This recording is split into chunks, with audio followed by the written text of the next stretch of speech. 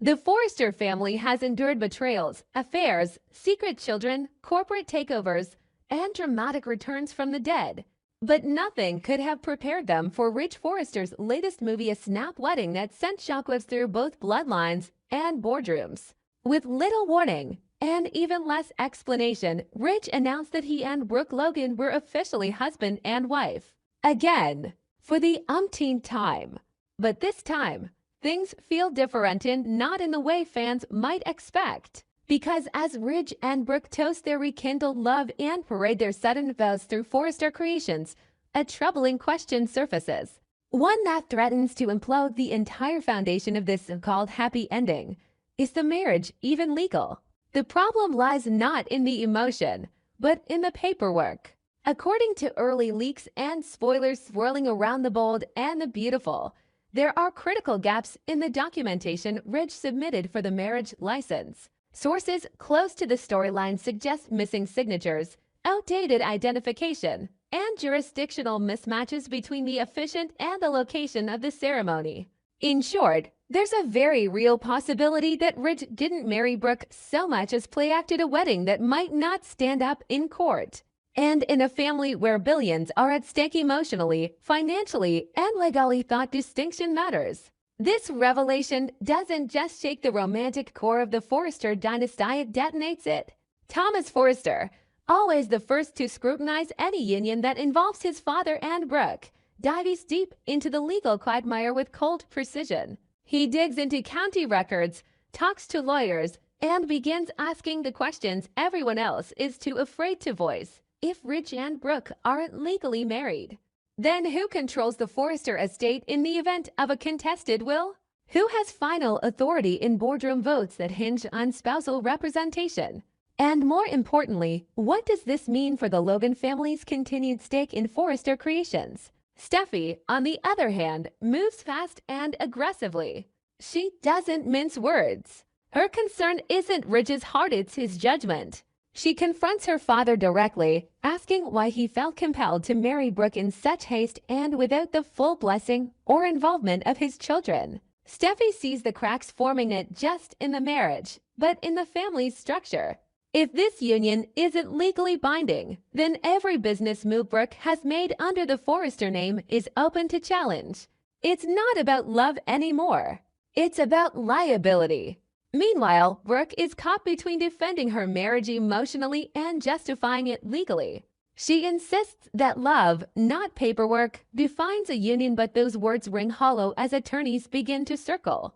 Donna and Katie attempt to back her up, but even the Logan sisters can't deny the implications of the error. Ridge, always the patriarch and decision-maker, suddenly finds himself the subject of scrutiny from both sides. His children want answers. His wife wants protection, and the company he's supposed to lead teeters on the brink of internal collapse.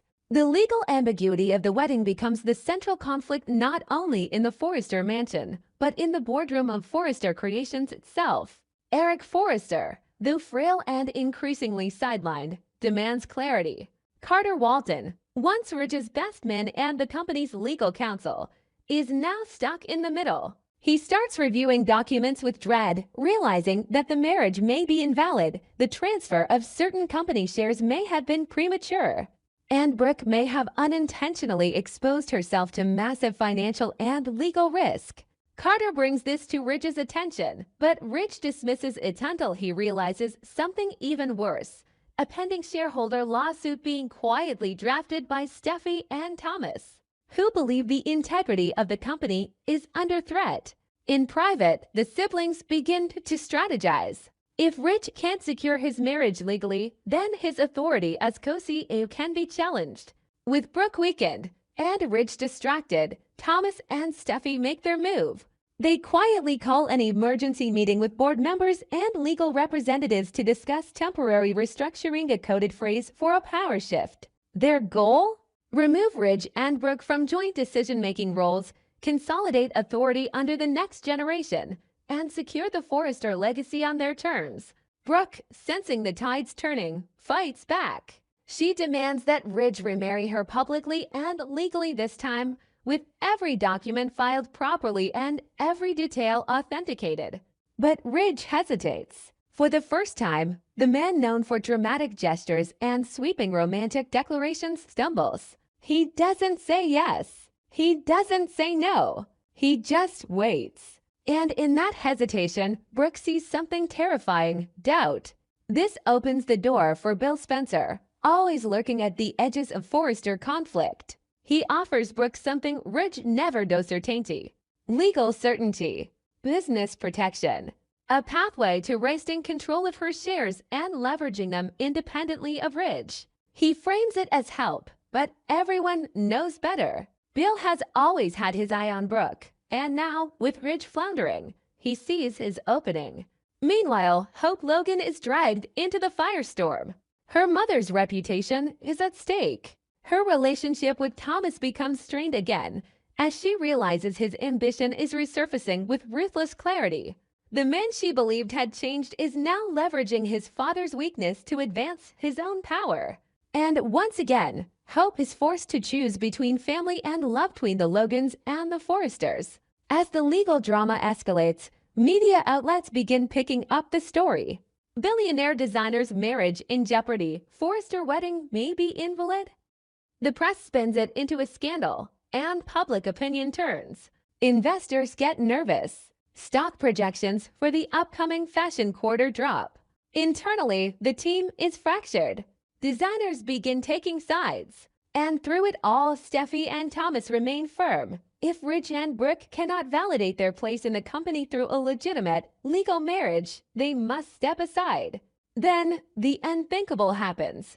A whistleblower leaks the actual marriage certificate, or rather, the absence of one. County clerk records show no official filing under Ridge Forrester or Brooke Logan's names for the date in question. It's not just a clerical error. The marriage is non-existent. Publicly, legally, completely. Ridge is humiliated. Brooke is devastated. And the Forresters are thrown into a legal and emotional war that threatens to redefine the power structure of the family forever. This is no longer about a wedding. It's about succession, control, ownership, and legacy. And for the first time in the Bold and the Beautiful's long, tangled history, love is not enough to save the Forresters. Only strategy will.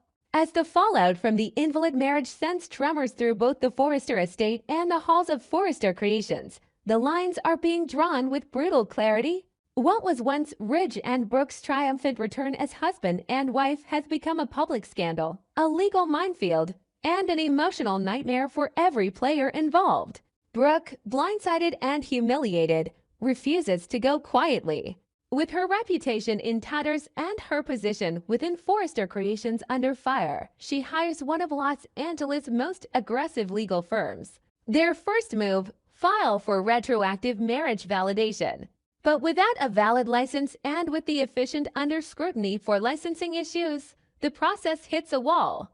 The attorneys warn Brooke that the media coverage has tainted the case and that it may take months if not years to untangle the legal mess. Ridge, meanwhile, is spiraling.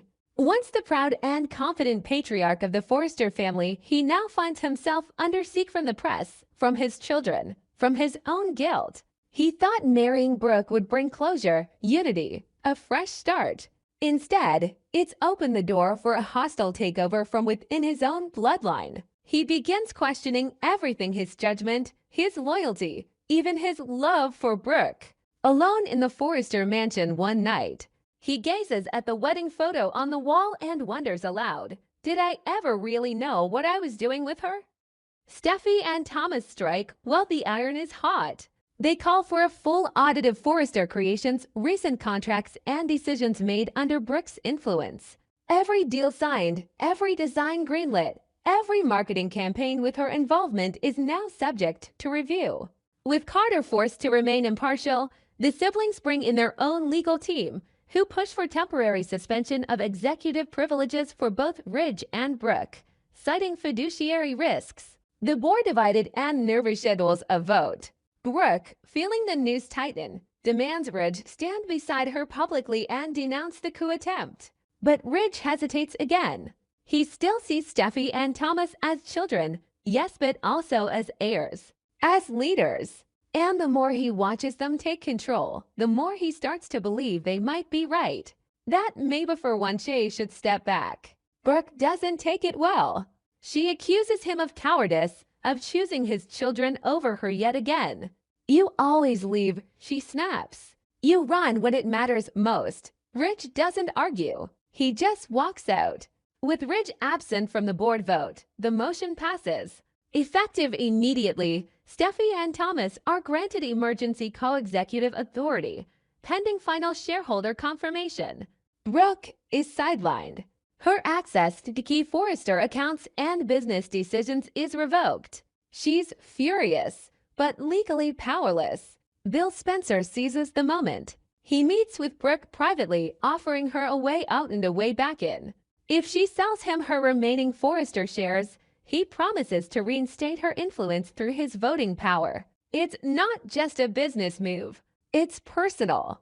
Bill's always believed Ridge was unworthy of Brooke. And now, with Ridge wavering and the Forresters circling, he's ready to reclaim what he considers his. Brooke doesn't say yes, but she doesn't say no either. Hope Logan, watching her mother unravel and her relationship with Thomas become infected with ambition and secrecy, begins to fracture emotionally. She wants to believe in love, but she's now watching it be shredded on every side by power games, lies, and legal traps. When Thomas begins to suggest they delay their plans to move in together just until the dust settles, she realizes he's all in on the corporate war, even at the cost of their future. Meanwhile, Donna Logan and Katie Logan begin to mobilize in the background.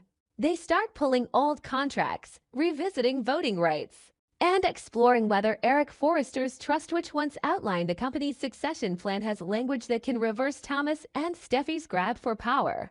Katie approaches Carter discreetly, asking him to review the trust under attorney-client confidentiality. Carter finds something, a clause buried in the original foundation papers that could shift the power balance again if triggered by intentional disruption of marital harmony, affecting corporate governance. Translation: if Rich and Brooke's marriage is proven to have been sabotaged intentionally, any power grabs made in the aftermath could be deemed void. And now comes the twist.